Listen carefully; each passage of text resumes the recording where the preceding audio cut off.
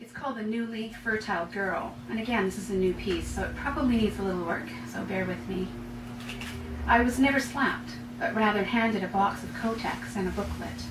Alone in the bathroom, I read about the changes in my body, in shock at the sight of blood between my legs.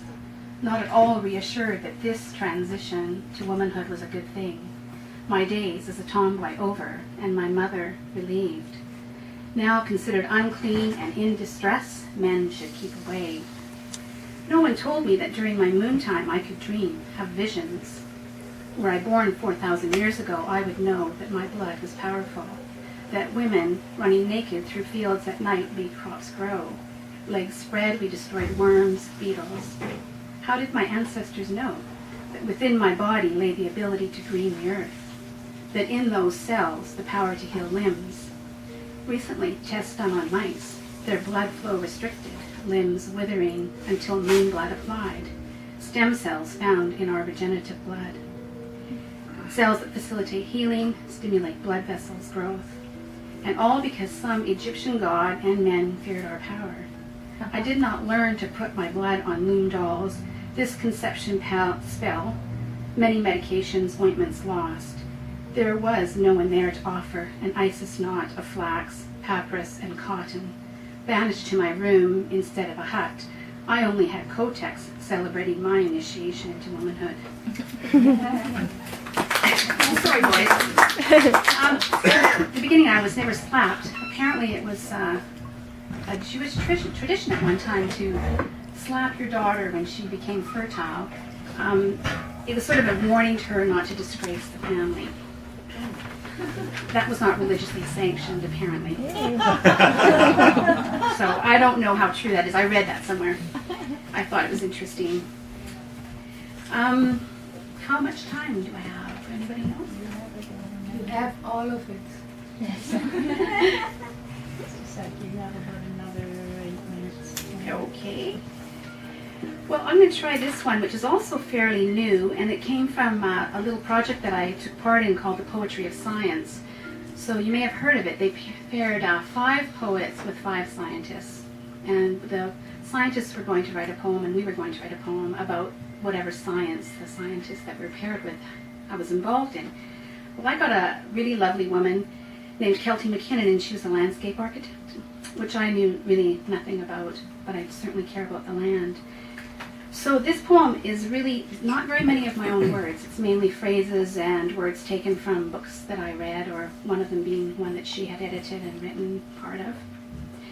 So it starts with "Every plant has a song," and with a quote from Vin Deloria Jr., and his book God is Red is one of my favorite books.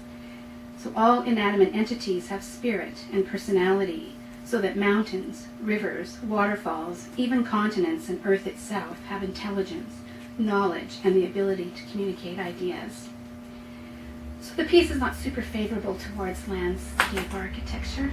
I kind of like my stuff, my land natural. You might see that in this bias. So even though I'm using their words and phrases, it's clearly that I've shifted them in some way. So in offices creating drawings, too few landscape architects have a natural affection for plants. While the plants never think of themselves as extensions of houses or buildings, complementary experiences meant to pay homage to architectural structures, designers and clients participate in the illusion of control. But some do want to know how things feel underfoot, that when allowed a chance to respond, plants themselves can create gardens, that time is the ultimate master. Set adrift in suburbia, through mists, under cloudy skies, soft pinks glow, chartreuses fluoresce, ambers warm, whites glisten.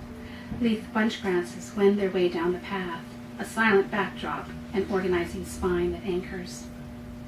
The architect must orient the plant, explore regionally, then suddenly a rogue tree, windswept, echoes the wild, shows off its special qualities. As light defines textures, a shallow slope, tender trunks, to soften the effects of cement structures. Fluid associations, shifting contexts, and a conceptual frenzy brings outcomes, loops of public engagement, a coalition of hard and soft elements. Weathered stones at water's edge, an intimate respite. a seamless composition that brings acoustic interest. The cascading waterfall, a grand gesture. While arching oak branches encourage lingering, a narrow path invites a solitary adventure, leaving ample room for emergence. Paths evolve, offer a place among plants, a rhythm that the eye can follow. The forest floor breathes death, decay, birth. Some gardens are blessed. Plant seed and distribute themselves. Untamed replication. Wildflower meadows, stone pots, not repeating lines of matching trees and shrubs. In some gardens, plants have been allowed to have their own way. Bold flowers mingle, grow next to the street, make a brief, dependable appearance year after year. Nice. Yeah.